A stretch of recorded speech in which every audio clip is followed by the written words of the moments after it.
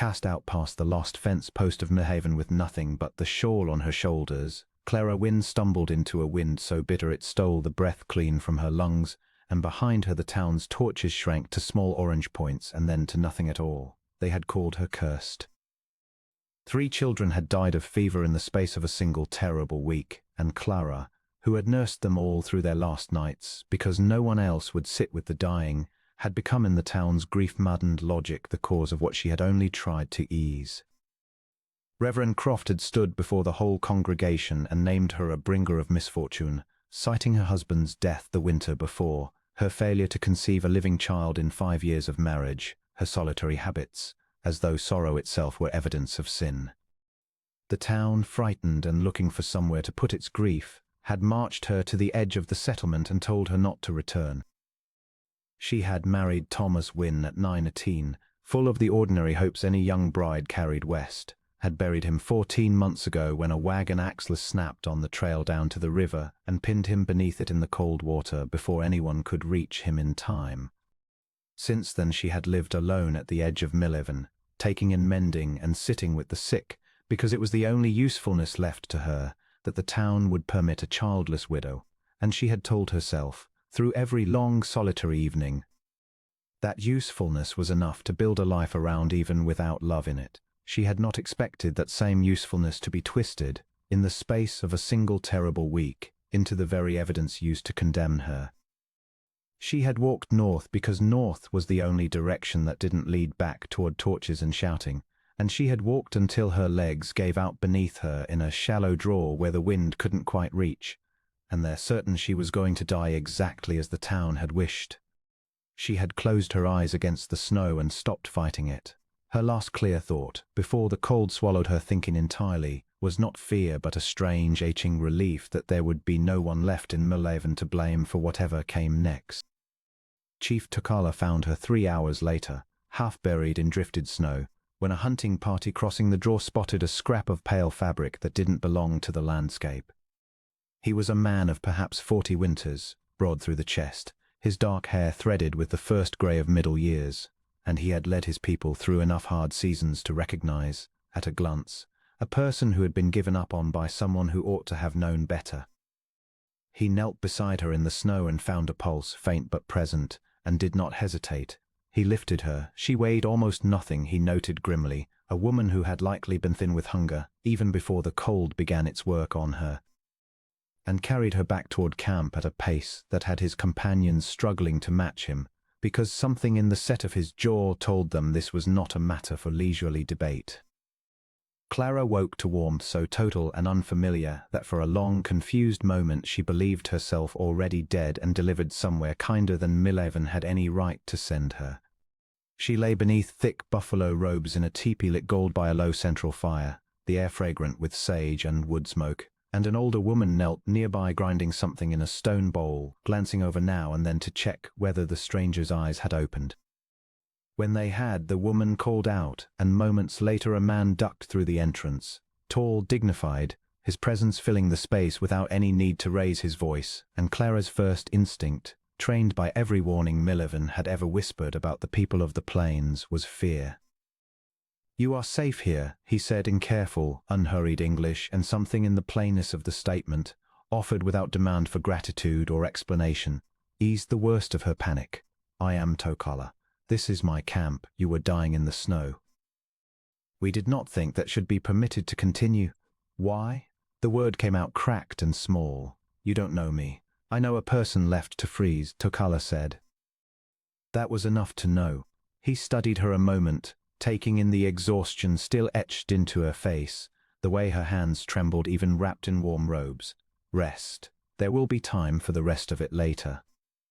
The rest of it, when it came over the following days, emerged slowly in fragments as Clara's strength returned enough to speak in full sentences.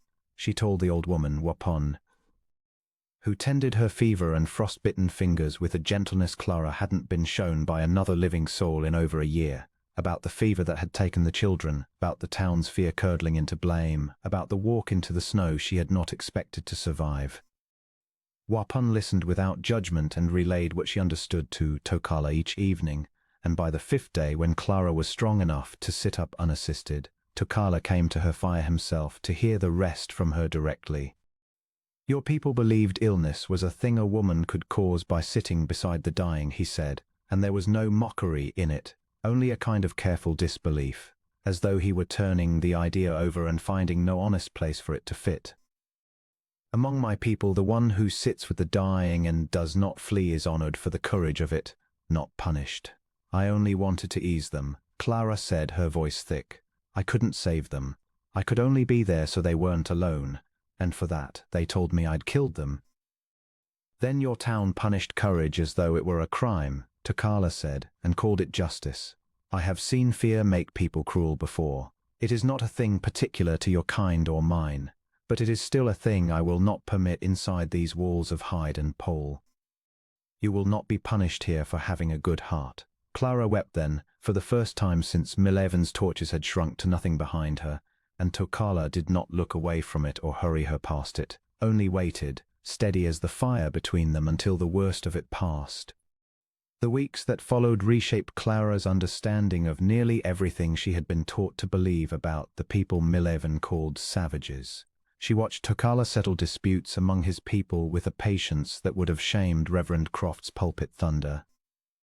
Watched him listen as carefully to the camp's oldest grandmother as to its most decorated warriors, watched children run to him without fear and elders speak to him without deference bought by force. He was not a figure out of the frightening stories she'd grown up hearing. He was a leader who had earned, through long years of steady character, the trust of every person around that fire. She began to help where she could, mending, tending the sick when illness passed through camp as it inevitably did, teaching Wapun's granddaughter a few words of English in exchange for words of Lakota that she gathered like small treasures. Some in the camp regarded her with open wariness at first, and she did not blame them for it. She had arrived a stranger from a people whose soldiers and settlers had brought little but broken promises and stolen land to the plains. And no amount of gratitude on her part could undo that history in a season. She did not ask forgiveness for it or pretend the wariness was unearned.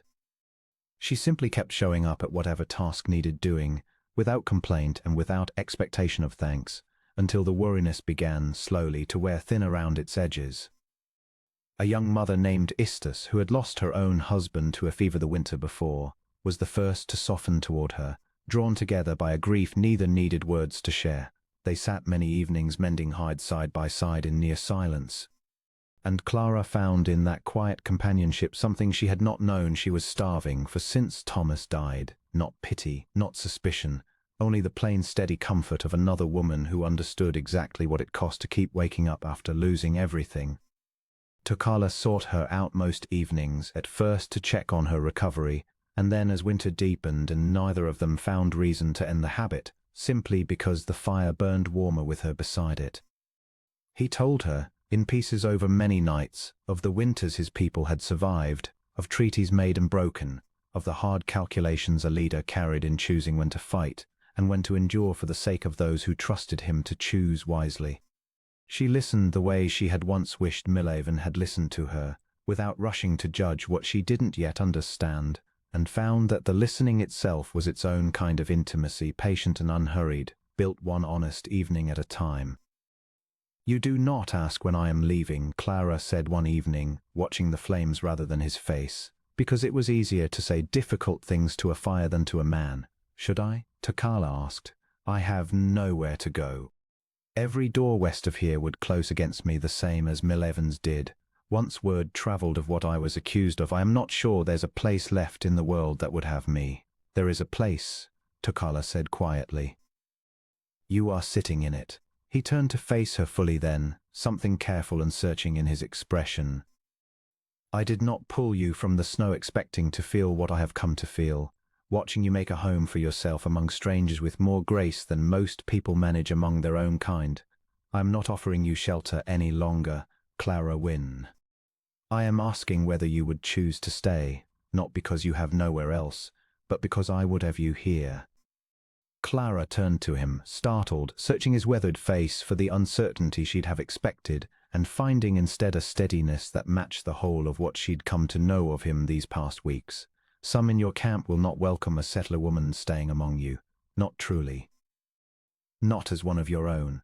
Some will need time, Tokala acknowledged, without flinching from the truth of it. I will not pretend otherwise, or promise you a peace I cannot guarantee overnight.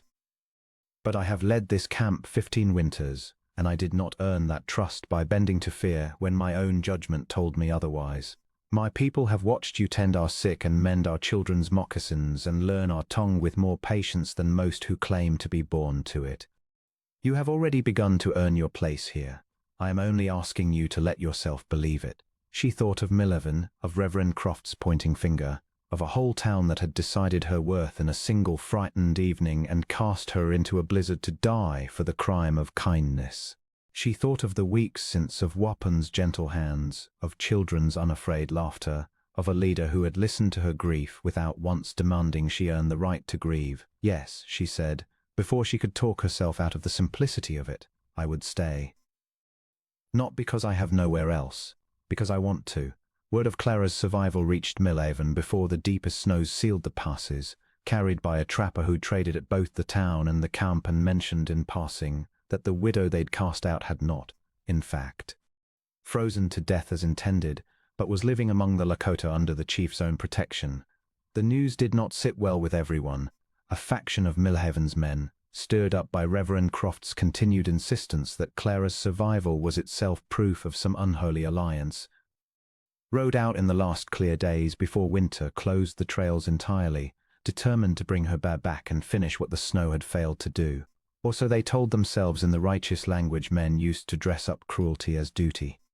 They arrived at the edge of Tokala's camp at dusk, 6 armed men led by Croft himself, and demanded the widow be handed over to face what they called justice for crimes against the town.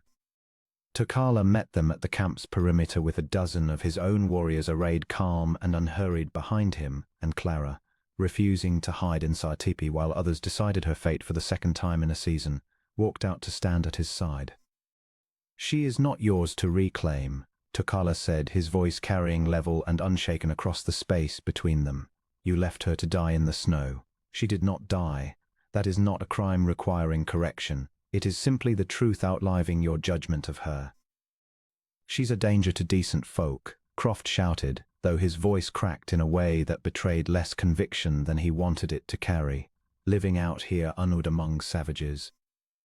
I have watched this woman nurse your children through their last hours when your own congregation would not sit beside them, Clara said, before Tokala could answer, her voice steady in a way it had never once been steady in Millhaven's church.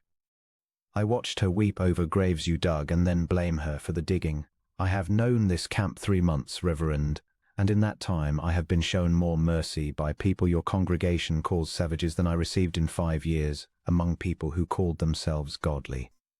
If that is a truth you cannot live with, that is a fault in your own conscience, not in mine. One of Croft's men, younger than the rest and plainly less certain of the errand than he'd been back in the warmth of Millhaven's church, lowered his rifle a fraction and spoke up despite himself. Reverend, this ain't what you told us we'd find. You said she was living rough, half-starved, held against her will. She looks better fed than half the town. Croft rounded on him, sputtering, but the damage to his righteous certainty was already done, and Clara watched several of the other men exchange glances that had nothing of conviction left in them. The standoff held a long, taut moment, Croft's men shifting uneasily. Outnumbered and increasingly aware that whatever righteous fury had carried them this far into hostile winter had not accounted for the sheer steadiness arrayed against them, nor for the widow they'd expected to find broken standing instead unbowed at a chief's side. It was old Wapan, finally, who broke the silence, stepping forward to address Croft directly in halting but clear English she'd been practicing for exactly such an occasion. You call this a rescue, she said. It is not a rescue to drag someone back into the cold that nearly killed them. If your God teaches you to abandon the sick and the grieving, then perhaps it is your teaching that wants correcting, not our camp. Whatever remained of Croft's resolve broke against that quiet reproach. He looked at his men, several of whom had already begun exchanging uncertain glances, weighing a long cold ride home against a fight they had little true stomach for, and found no more courage there than he carried himself. He turned his horse without another word and rode back toward Millhaven, his men following in a silence considerably less righteous than their arrival, and did not trouble the camp again. Clara stood watching them go until the last vanished over the ridge, and only then did the tension holding her upright finally release, leaving her shaking against Tokala's steady arm. "They will not return," he said, "and if they do, you will not face them alone. Not now, not ever again." "I believe you," she said, and found to her own quiet astonishment that she truly did. Spring came slow to the northern plains that year, but it came, and with it a wedding conducted in the way of Tokala's people, witnessed by a camp that had, in the months since the standoff at its edge, come to regard the settler woman among them not as an intruder tolerated out of a chief's stubbornness, but as one of their own, earned through patience and an open heart rather than birth. Wapan wove flowers into Clara's hair with hands that had once ground medicine to save her life, and the children she'd taught her small store of English words sang a song for her in a language that had become, slowly and without her quite noticing the transition, something close to her own. Clara Wynne, who had walked out past Mill Evans' last fence post certain she was walking toward her own death, stood instead at the center of a camp that had chosen her, beside a man who had never once asked her to be anything other than exactly who she was, and understood at last that she had not been cast out into nothing. She had been cast out of one small, frightened world, and carried by the very cold meant to kill her into a far larger, far kinder one, where she was cherished not despite the divide she'd crossed to find it, but as the woman brave and open-hearted enough to have crossed it at all. Years later, when travelers passing through the territory asked Istus or Wapan about the settler woman who had married their chief, the answer they gave was always the same, spoken with the plain certainty of people who had watched the whole of it unfold. That the snow which should have ended her life had instead delivered her exactly where she was always meant to be, and that no divide, however wide it had once seemed, could stand long against a heart determined to cross it with honesty and an open hand.